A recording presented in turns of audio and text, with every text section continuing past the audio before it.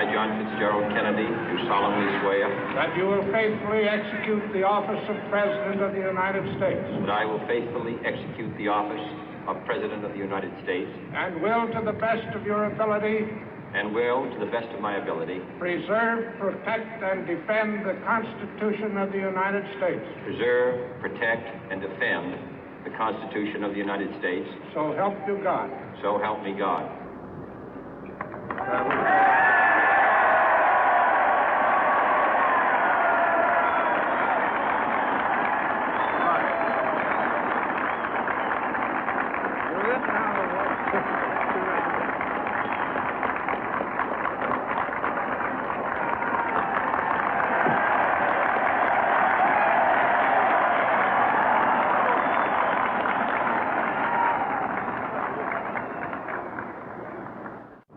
Vice President Johnson, Mr. Speaker, Mr. Chief Justice, President Eisenhower, Vice President Nixon, President Truman, Reverend clergy, fellow citizens. We observe today not a victory of party, but a celebration of freedom, symbolizing an end as well as a beginning, signifying renewal as well as change. For I have sworn before you and Almighty God the same solemn oath our forebears prescribed nearly a century and 3/4 ago. The world is very different now, for man holds in his mortal hands the power to abolish all forms of human poverty and all forms of human life. And yet the same revolutionary beliefs for which our forebears fought are still at issue around the globe. The belief that the rights of man come not from the generosity of the state, but from the hand of God. We dare not forget today that we are the heirs of that first revolution. Let the word go forth from this time and place to friend and foe alike that the torch has been passed to a new generation of Americans born in this century, tempered by war, disciplined by a hard and bitter peace, proud of our ancient heritage, and unwilling to witness or permit the slow undoing of those human rights to which this nation has always been committed and to which we are committed today at home and around the world.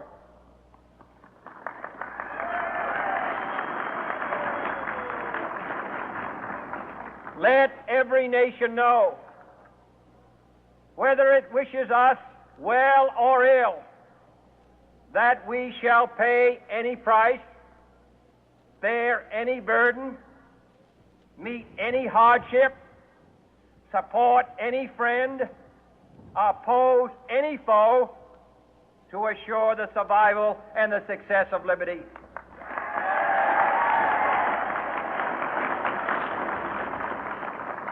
This much we pledge and more. To those old allies whose cultural and spiritual origins we share, we pledge the loyalty of faithful friends. United, there is little we cannot do in a host of cooperative ventures. Divided, there is little we can do, for we dare not meet a powerful challenge at odds and split asunder. To those new states whom we welcome to the ranks of the free, we pledge our word that one form of colonial control shall not have passed away merely to be replaced by a far more iron tyranny. We shall not always expect to find them supporting our view, but we shall always hope to find them strongly supporting their own freedom, and to remember that in the past, those who foolishly sought power by riding the back of the tiger ended up inside.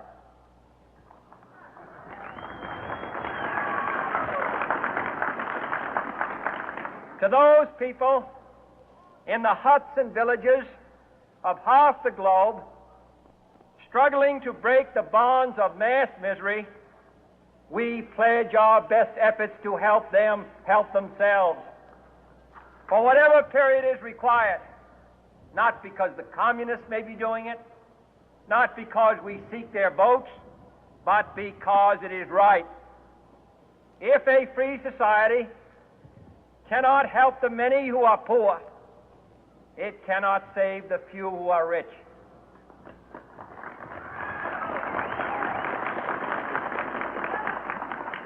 To our sister republics south of our border, we offer a special pledge to convert our good words into good deeds in a new alliance for progress, to assist free men and free governments in casting off the chains of poverty. But this peaceful revolution of hope cannot become the prey of hostile powers. Let all our neighbors know that we shall join with them to oppose aggression or subversion anywhere in the Americas. And let every other power know that this hemisphere intends to remain the master of its own house.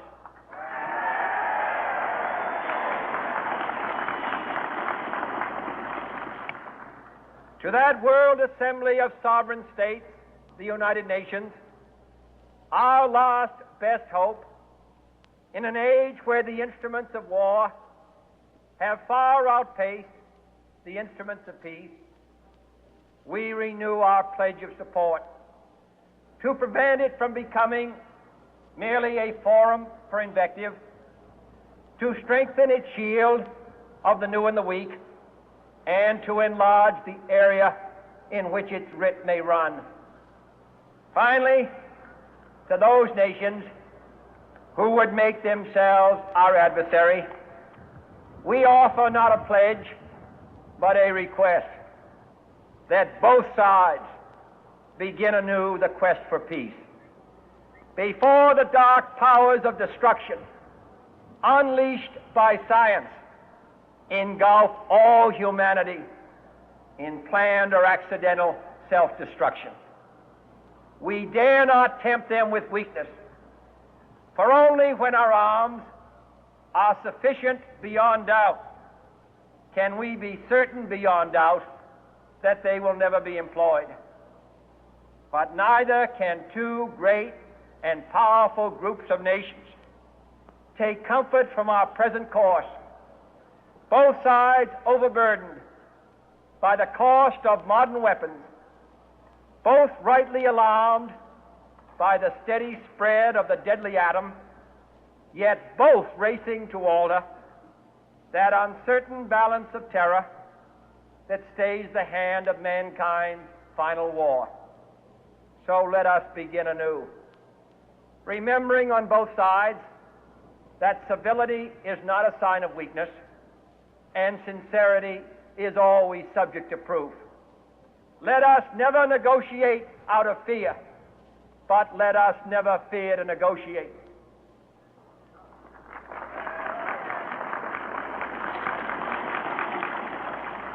Let both sides explore what problems unite us, instead of belaboring those problems which divide us. Let both sides, for the first time, formulate serious and precise proposals for the inspection and control of arms, and bring the absolute power to destroy other nations under the absolute control of all nations.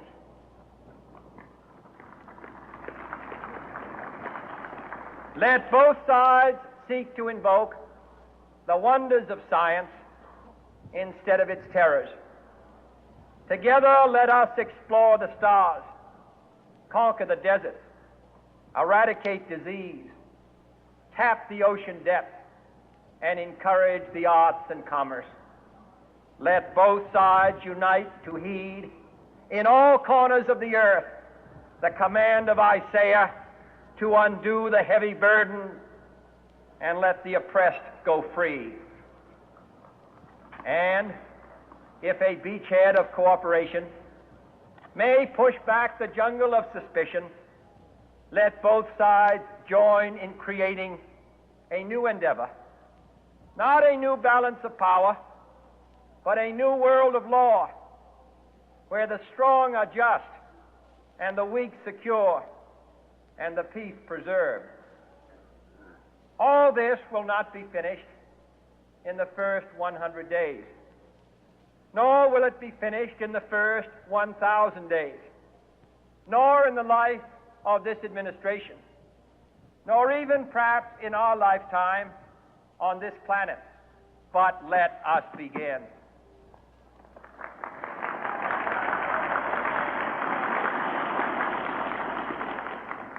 In your hands, my fellow citizens, more than mine, will rest the final success or failure of our course. Since this country was founded, each generation of Americans has been summoned to give testimony to its national loyalty. The graves of young Americans who answered the call to service surround the globe. Now the trumpet summons us again, not as a call to bear arms, though arms we need, not as a call to battle, though in battle we are, but a call to bear the burden of a long twilight struggle, year in and year out, rejoicing in hope, patient in tribulation, a struggle against the common enemies of man, tyranny, poverty, disease, and war itself. Can we forge against these enemies a grand and global alliance, north and south, east and west, that can assure a more fruitful life for all mankind? Will you join in that historic effort?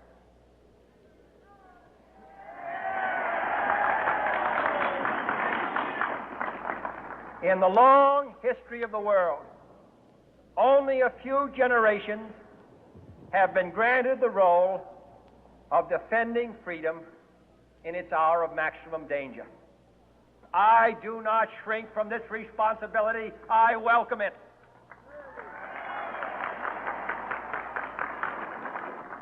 I do not believe that any of us would exchange places with any other people or any other generation. The energy, the faith, the devotion which we bring to this endeavor will light our country and all who serve it. And the glow from that fire can truly light the world. And so, my fellow Americans, ask not what your country can do for you, ask what you can do for your country.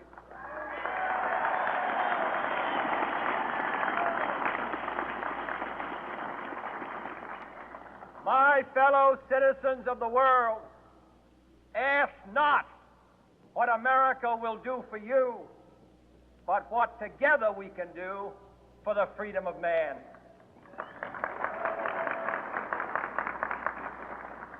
Finally, whether you are citizens of America or citizens of the world, ask of us here the same high standards of strength and sacrifice which we ask of you. With a good conscience, our only sure reward, with history the final judge of our deeds, let us go forth to lead the land we love, asking His blessing and His help, but knowing that here on earth God's work must truly be our own.